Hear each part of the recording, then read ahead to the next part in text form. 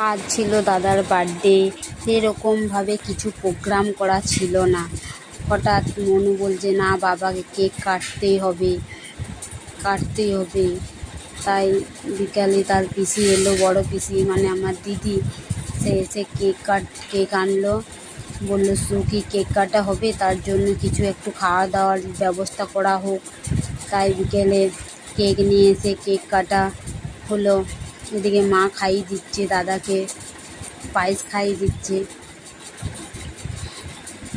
ছবি তোলার জন্য মাকে বলা হচ্ছে, মা কিছুতেই ছবি তুলতে চাইছে না। এদিকে ছবিগুলো কিছু সাজানো হলো, বাবাকেও ডেকে একটা ছবি তোলা হলো।